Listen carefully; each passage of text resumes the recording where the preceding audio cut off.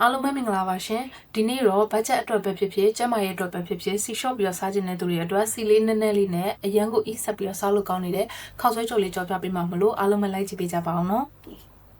ပထမဦးဆုံးကိုသုံးမဲ့ချက်သားကိုလိုချင်တဲ့အတုံးလေးတွေတုံးထားပြီးလို့ရှင်အရသာနှပ်ပါမယ်သူကိုစားအနေငယ်ငရုတ်ကောင်းအနေငယ်နှမ်းစီအနေငယ်တကြားအနေငယ်ပြီးရင်ပန်းကင်ပြားရဲ့အချင်းနဲ့ပန်းကင်ပြားရဲ့အနောက်တစ်စုံစီထည့်ပြီးတော့တေးတေးချာချာလေးနှမ်းဆက်အောင်နေပြီးတော့နိုင်ဝက်ခန့်နှပ်ထားပေးလိုက်ပါမယ်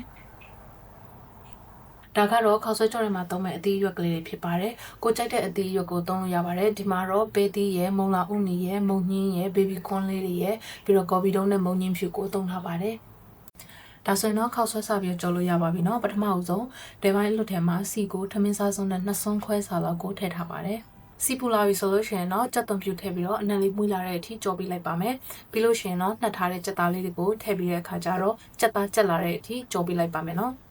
မီးပြင်းပြင်းနဲ့15မိနစ်လောက်ကြော်ပြီးတဲ့အခါကျလို့ရှိရင်တော့မီးပိတ်ပြီးတော့စကားလေးနဲ့စစ်ကကြက်သားလေးတွေကိုဘေးမှာဖယ်ထားပေးလိုက်ပါတယ်။ဒါကတော့အိုးရမှာကျန်တဲ့စီလေးဖြစ်ပါတယ်။ဒီကျန်တဲ့စီလေးကိုပဲအပူပြန်ပေးပြီးတော့ကြက်ဥ3လုံးခောက်ထားတဲ့ဟာကိုထည့်ပြီးတော့ကြော်ထားပေးလိုက်ပါမယ်။စီထပ်ပြီးတော့မထည့်သေးပါဘူးနော်။ကြက်ဥလေးကြက်လာပြီဆိုတဲ့အခါကျတော့မှကြက်သွန်နီလေးကိုထည့်ပြီးတော့ကြော်ထားပေးလိုက်ပါတယ်။ဒီနေရာမှာကြက်သွန်မလေးလည်းနည်းနည်းထည့်ထားပါတယ်။မထည့်လည်းကိစ္စမရှိပါဘူးနော်။ဒီမှာအိမ်မှာရှိနေလို့ထည့်ပြီးတော့ကြော်လိုက်တာဖြစ်ပါတယ်။ကြက်သွန်လေးတွေနွမ်းသွားပြီဆိုလို့ရှင်တော့အိုးကတော်တော်6လာတွေ့ရပါလိမ့်မယ်ဒီနေရာကျတော့မှစီကိုနောက်ထပ်ထမင်းစားစွန်းနဲ့တစွန်းစာလောက်ထပ်ပြီးတော့ထည့်ပေးလိုက်ပါတယ်တကယ်လို့မ6ဘူးဆိုလို့ရှင်တော့ဒီနေရာမှာထပ်ပြီးထည့်စရာမလိုပါဘူးเนาะဒီခောက်ဆွဲကြော်က4ရောက်စာကြော်တာဖြစ်ပါတယ်အဲ့ဒါကိုမှစီကိုတအိုးလုံးမှာထမင်းစားစွန်းနဲ့3စွန်းခွဲတော်တော်လေးပဲသုံးထားပေးပါတယ်ရှင်ထပ်ထည့်ထားတဲ့စီပူလာပြီဆိုလို့ရှင်တော့ခါကြက်ဥလေးတွေကိုထည့်ပြီးတော့သူ့ကိုနွမ်းလာတဲ့အထိကြော်ထားပေးလိုက်ပါတယ်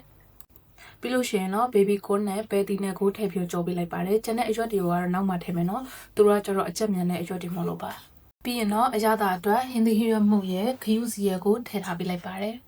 ။ပြီးရခါကျတော့မှဆောနာကကျန်နေတဲ့အရွက်တွေအားလုံးကိုထည့်ပြီးတော့စိတ်ရှိလက်ရှိနဲ့အရွက်ကလေးတွေနွမ်းသွားတဲ့အထိကြော်ထားပေးလိုက်ပါမယ်။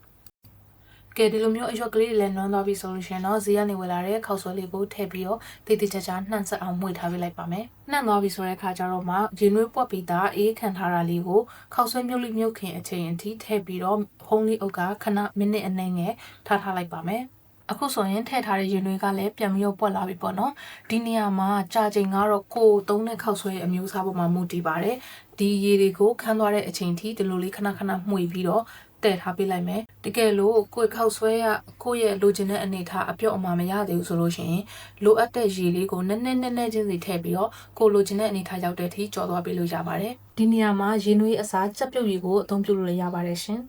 ငယ်ခောက်ဆွဲရလဲကိုလိုချင်တဲ့အနေထားလေးရောက်ပြီးအပြော့အမှာလည်းအဆင်ပြေပြီဆိုလို့ရှိရင်တော့စောနာကပေးဖယ်ထားတဲ့ကြက်သားတွေကိုထည့်ပြီးတော့တေချာအကုန်လုံးနှံ့သွားအောင်မှွေထားပေးလိုက်မယ်နော်အားလုံးနှံ့သွားပြီဆိုလို့ရှိရင်တော့ဘတ်ဂျက်အတွက်ပဲဖြစ်ဖြစ်ကျန်းမာရေးအတွက်ပဲဖြစ်ဖြစ်စီရှော့စားခြင်းတဲ့သူတွေအတွက်အရန်ကိုမှအီးဆက်ပြီးတော့အရသာရှိတဲ့ခောက်ဆွဲကြော်လေးကိုသုံးဆောင်လို့ရပါပြီအချင်းလေးအတွက်ကတော့ကြက်သွန်နီပပလိထားတာလေးကိုဆော့ချင်လေးနဲ့တုပ်ထားပါတယ်ဒီဗီဒီယိုလေးကိုအဆုံးထိကြည့်ပြီးတော့ကျေးဇူးအများကြီးတင်ပါတယ်ဟင်းချက်တဲ့ဗီဒီယိုလေးကိုသဘောကျတယ်ဆိုလို့ရှိရင် like and follow လေးလုပ်သွားပေးပါဦးနော်နောက်ဗီဒီယိုကြမှာပြန်တွေ့ကြမယ်တတ်တာ